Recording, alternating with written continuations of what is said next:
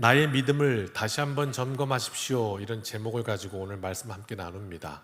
먼저 1절 말씀을 보면서 시작합니다.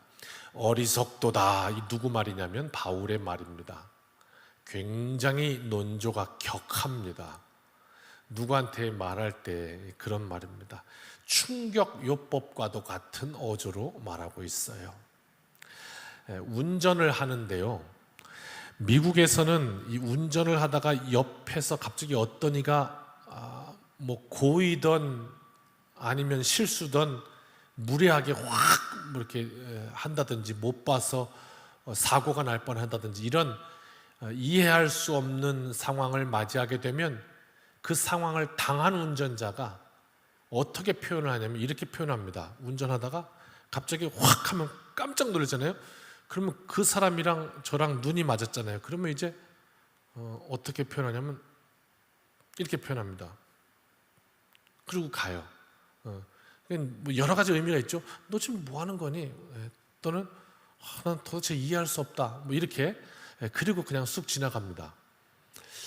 우리나라 경우는 어떨까요? 한국 경우는 여러분 운전하다가 혹시 누가 무리하게 확 껴들거나 아니면 이렇게 좀 말도 안 되는 상황을 맞이하면 어떻게 하시고 계십니까?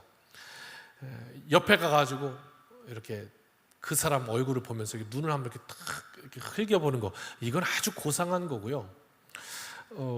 보복 운전을 한다든지 이런 것도 예전에 많았는데 이제는 그것이 법적으로 철저하게 막고 있으니까 그렇지 못한다면 옆에 가서 차 창문 내리고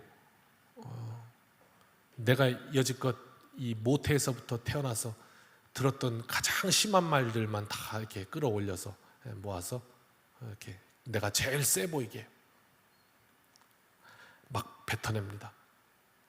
그럴 때는 내 얼굴이 좀 조폭 두목님처럼 좀 생겼으면 어떨까 막 이런 생각도 하면서 말이죠. 상대방이 내가 무서워야 될 텐데 이러면서 말이에요.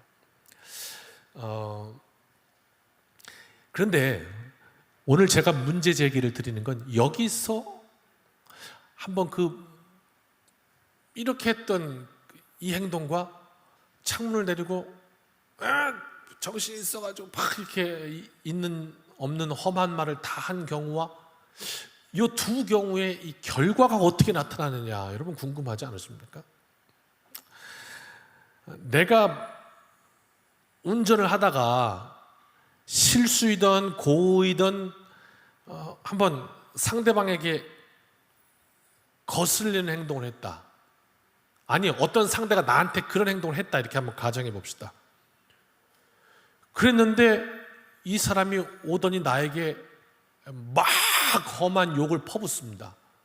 운전을 그따위로 하고 말이야 이러면서 막 험한 욕을 퍼부었다고 한번 가정해 보면 그럴 때 어떻게 할까요? 내가 제가 실수했어요. 제가 정말 미안해요. 예수님의 이름으로 사랑하고 축복합니다. 뭐 이렇게 합니까? 그렇지 않습니다. 갑자기 나에게 막 욕을 퍼부으면 내가 잘못한 것도 있긴 하지만 그렇지만 그렇다고 네가 나한테 욕을 하는 건 아니지 뭐 이런 생각이 들어서 내가 잘못한 이 잘못에 대한 기억은 싹 사라져버리고 상대방이 나에게 참을 수 없는 모욕을 준 것 이것만 남아서 그 사람이 만만한 것 같으면 차에서 한번 내려보시지 하든지 아니면 뭐 그냥 무시를 해버리든지 뭐 이렇게 되는 것이죠. 그런데요 여러분, 저는 그렇더라고요. 미국에서 운전을 하다가 정말 내가 잘못했는데 이러고 그냥 가버리면 말이죠. 그 다음에 이 나한테 어떤 일이 일어나냐면 조금 다른 결과가 일어나는 것을 보게 됩니다. 정말 미안한데 상대방이 곤란하다는 표정, 액션만 취하고 그냥 가버리면 그 다음부터는 그 사람이 나를 공격하는 게 아니라 내 자신이 나의 내면을 막 공격하기 시작하는 것을 확인하였습니다. 부끄럽기도 하고 잘못한 일에 대한 반성도 일어나고 스스로 양심이 그때부터 나를 막 공격하기 시작합니다. 그냥 그 사람은 이렇게 했을 뿐인데 막 너무 부끄러워. 그게 결과적으로 이것이 훨씬 더 잘못하는 사람에게는 철저한 응징이 되겠구나. 내가 막 화를 내는 건 그 사람 잘못한 거에 대해서 전혀 반성을 못하게 하는 어떤 면죄부를 주는 것 같은 이런 일이 되고 마는구나. 이런 것을 뒤늦게 알게 됐어요. 감정적으로야 그 당시 확 하고 퍼붓는 것이 시원하기는 할지 모르겠지만 오히려 아무런 유익이 없구나, 이런 것을 깨닫게 됩니다. 절대로 우리 삶 속에 침착하고 예의 있는 것이 훨씬 더 강력하구나 하는 것을 놓쳐서는 안 될 것 같아요. 오늘 바울이 지금 굉장히 이렇게 격앙되어 있는 이런 상황 가운데 정말 심한 말을 해야 되는 상황인데 이때 하는 말이 뭐냐면 어리석도다, 이렇게 말하거든요. 그러니까 바울이 이 정도 얘기하면 아마 모든 사람들이 다 가슴 철렁하고 막 심장이 쿵땅땅 뛰고 했을 거예요. 저런 말 하는 사람이 아닌데 저거 지금 굉장한 뭔가 있구나, 이런 말입니다. 바울이 했던 말 중에 지난주에도 나눴지만 가장 심한 말이 이제 그 논조가 저주를 받을지어다 이거였거든요. 예수님 외에 다른 복음을 전하는 자에게는 저주가 있을지어다. 이게 바울이 할 수 있는 가장 심한 말이었거든요. 그만큼 바울은 늘 자신의 그 생각과 언어와 삶을 예수님의 십자가 앞에 두는 이런 철저한 훈련하는 인생이었구나 하는 것을 우리가 다시 한번 보게 됩니다. 1절 말씀 어리석도다 이렇게 시작합니다. 그러면서 2절과 3절로 갑니다. 내가 너희에게서 다만 이것을 알려 하노니 너희가 성령을 받은 것이 율법의 행위로냐 혹은 듣고 믿음으로냐, 이렇게 묻고 있어요. 율법의 행위냐 듣고 믿은 거냐 물어봅니다. 지난주 설교에서 이어지는 장면이에요. 갈라디아 교회가 바울에 의해서 세워지고요, 이 바울이 그 교회를 떠나서 약 2년 정도를 이렇게 선교를 하고 다시 돌아와 봤더니 교회 분위기가 이상한 거예요. 이건 복음이 아닌데 사람들이 전부 하는 이야기를 들어보니까 이상한 거예요.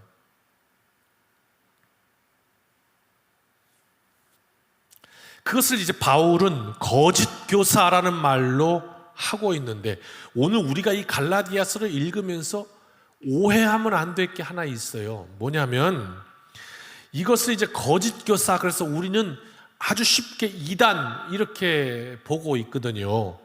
그런데 이단이라는 말이 이 갈라디아 교회의 상황을 정확하게 표현한다고는 볼 수가 없어요. 왜냐하면 목적이 다르거든요. 지금 이 시대의 이단은 교리가 다른 것뿐만 아니라 아주 악한 의도, 세상으로 말하면 사기 같은 그런 목적으로 막 교회에 침투해서 성도들에게 거짓으로 유혹하고 성도들을 빼가려 하고 이렇게 하는 사이비 사기 집단에 가까운 것이고, 당시 갈라디아 교회 상황은 그건 아니에요. 이 갈라디아 교회 성도들을 막 이렇게 거짓된 교리로 다른 목적으로 이렇게 막 이렇게 그렇게 활동했던 이단은 아니에요. 더 정확하게 보시면 뭐냐면 본인이 이게 복음이 아닌 것 자체도 모를 수도 있었어요. 그냥 그동안 쭉 신앙생활 하면서 타성에 젖었던 어떤 습관이라든지 본성, 복음과 위배되는 나도 모르게 잘못 들은 습관, 잘못 생각했던 신앙, 이것이었어요. 이것을 지금 거짓 교사라고 말하고 있어요. 바울은 굉장히 센 말로 하고 있는 것이에요. 그러니까 우리도 오늘 말씀 나의 신앙을 다시 한번 점검해 보십시오. 우리도 신앙생활 30년 하다 보니까 뭔가 좀 어딘가 굳어졌어. 나도 모르게 오늘 이 갈라디아 성도들과 같이 굳어진 부분이 있을 수 있다는 거예요. 율법적인 성도가 될 수 있다는 거예요. 어떤 기준을 딱 가지고 잣대라고 그러죠. 자로 똑바른지 아닌지 볼 수 있잖아요. 이 잣대를 가지고 사람을 이렇게 평가할 수 있단 말이에요. 남 얘기를 하는 것이 아니라 오늘 말씀 앞에 나를 들여다보게 되는 것이죠. 그러니까 오늘 이 갈라디아서의 이 바울의 음성은 교회 밖에 있는 사이비 종교를 향해서 하는 말이라기보다는 오늘 믿고 있으면서 복음을 오히려 잘못 오해하고 있는, 잘못 믿고 있을 수 있는 가능성이 나에게도 있구나, 이것을 보게 해주는 것입니다. 2절 말씀, 우리가, 여러분 안에 성령이 계십니까? 오늘 내 안에 성령께서 내주하십니다. 그래서 나의 삶을 성령께서 인도하십니다. 그러므로 날마다 성령님, 내게 원하신 오늘 하루가 무엇입니까? 묻게 되면 말씀의 인도를 찾게 돼 있죠.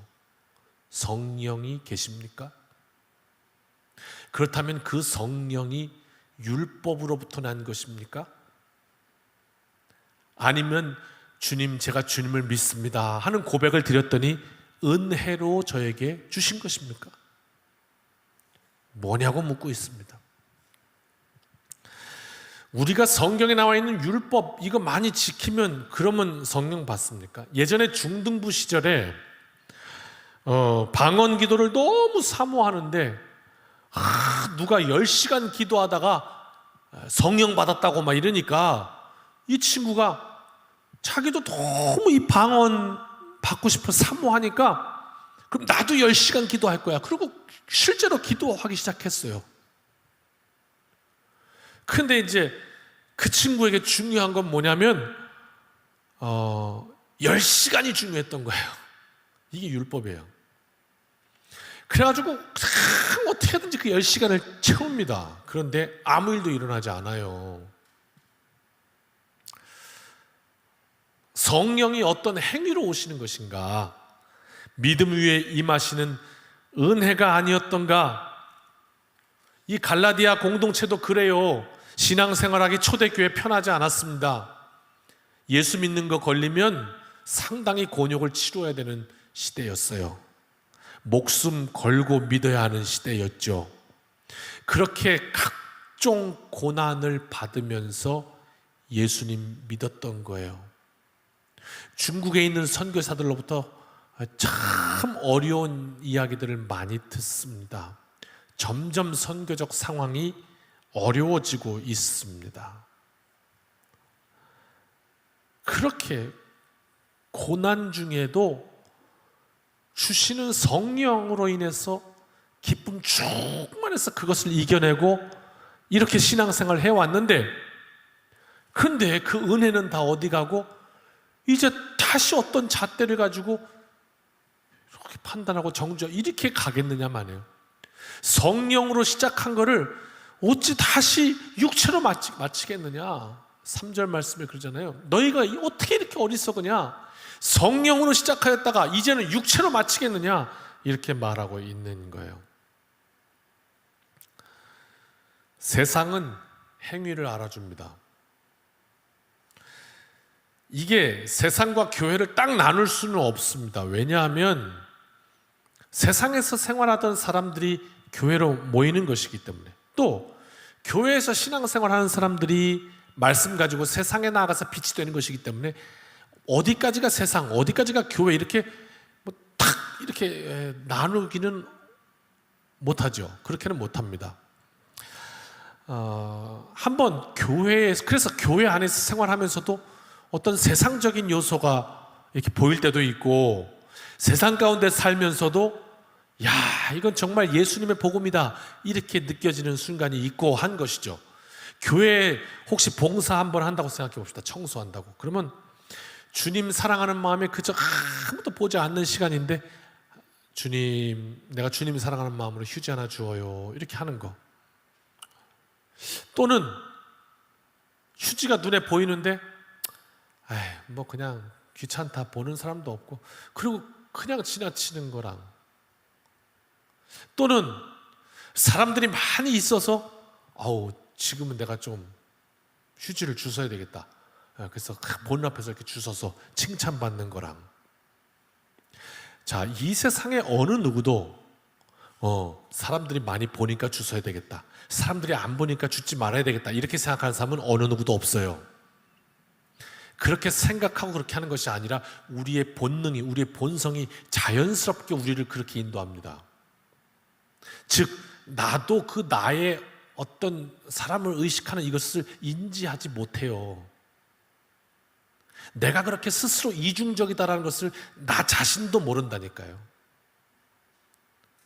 그래서 우리는 그냥 나는 그런 사람이 아닌 줄 착각하고 사는 것 뿐이에요.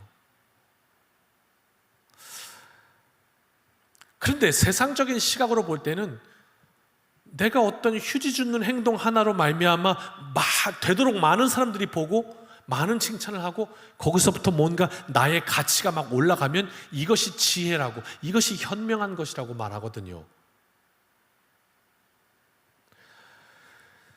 그러나 이 행위를 알아주지만 세상은, 하나님은 아무도 보지 않는 곳에서 하나님 앞에서 이렇게 했던 그 선한 일이, 그 상급은 하나님이 알아주시고 하나님이 상 주시겠다고 하시거든요. 이게 조금 달라요. 왜?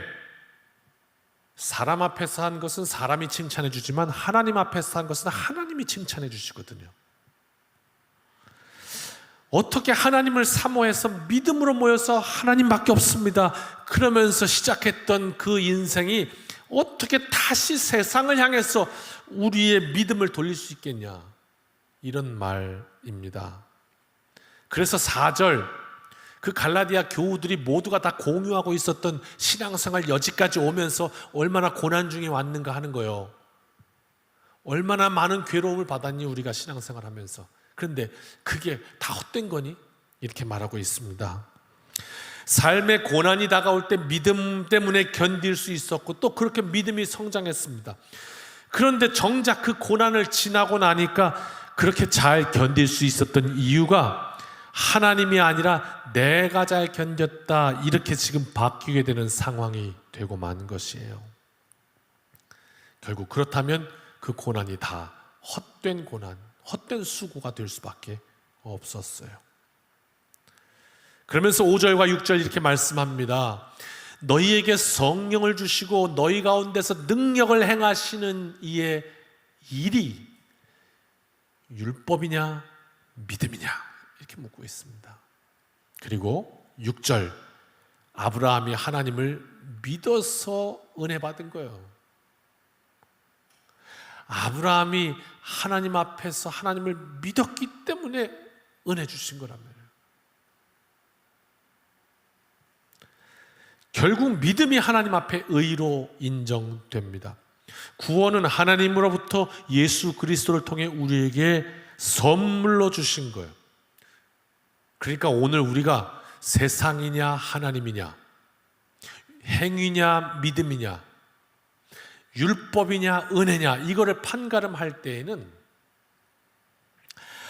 결국 이것의 주체가 무엇이냐, 이거 볼 수 있는 눈이 열리면 참 우리는 분별력이 생겨요. 누가 나한테 어떤 얘기를 한다 그러면 그거의 주체가 누구냐, 이걸 보면 되는 거예요.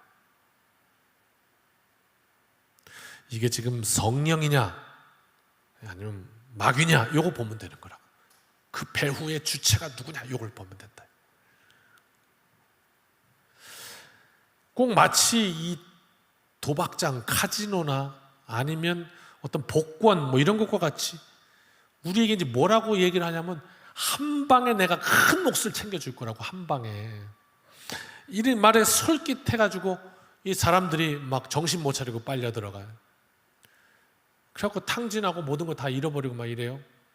그리고 나오면서 뭐라고 그러냐면, 아이고 그럼 뭐 저 사람들은 뭐 그럼 뭐 장사하는 건데 당연히 뭐 손해 보겠지.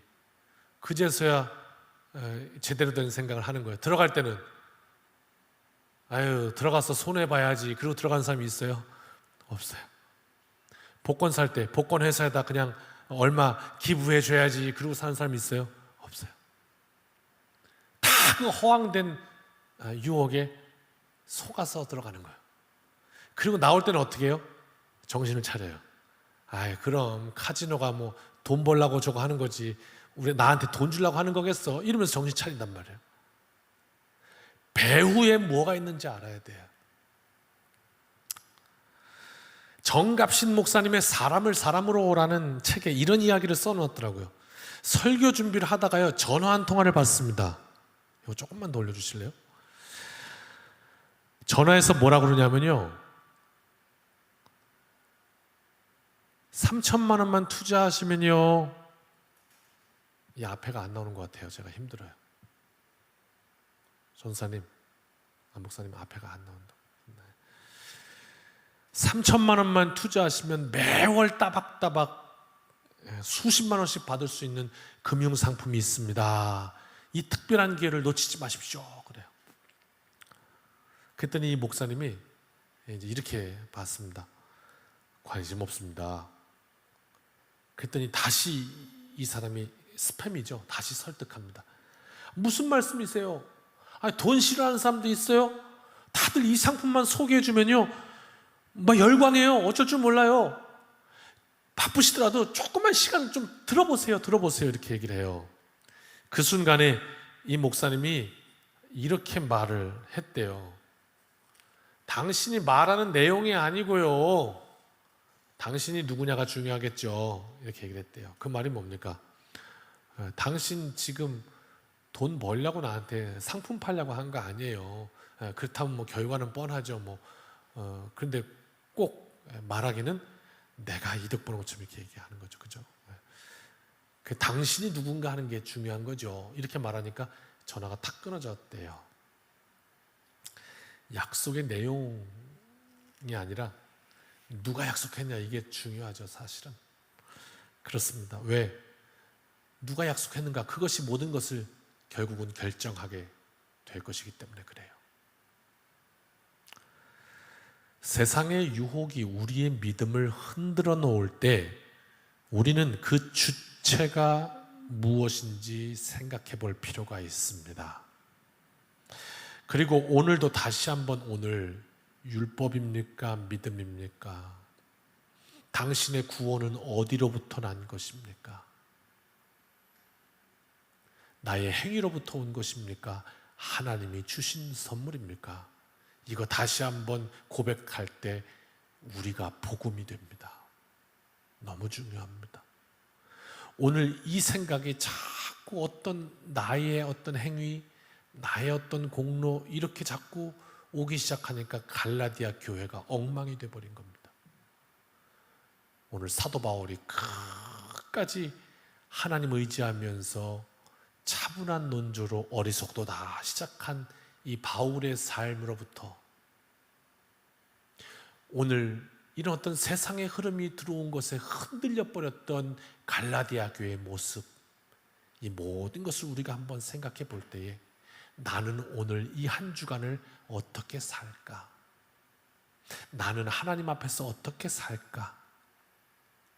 행위가 아니라 믿음을 보시고 의롭다 여겨주신다고 했는데 오늘 과연 그 믿음이 내 안에 있는가? 그래서 오늘 본문의 마지막을 사도 바울은 이렇게 말씀하고 있습니다. 그러므로 믿음으로 말미암은 자는 믿음이 있는 아브라함과 함께 복을 받느니라. 오늘 저와 여러분에게 이 아브라함에게 있었던 믿음이 있으면 좋겠습니다. 하나님이 내게 어떤 말씀을 하셔도 세상 가운데 하나님 주신 믿음을 가지고, 하나님이 만약에 내 아들 모리아산 가서 제물로 바쳐라 하신다면 혹여 내가 그 말씀을 순종하다 내 아들이 죽을지라도 하나님이 다시 살리실 것이다. 아브라함은 그런 믿음이 있었습니다. 비로소 그 믿음이 행동하게 했던 것입니다. 행동했기 때문에 믿음으로 판명된 게 아니었습니다.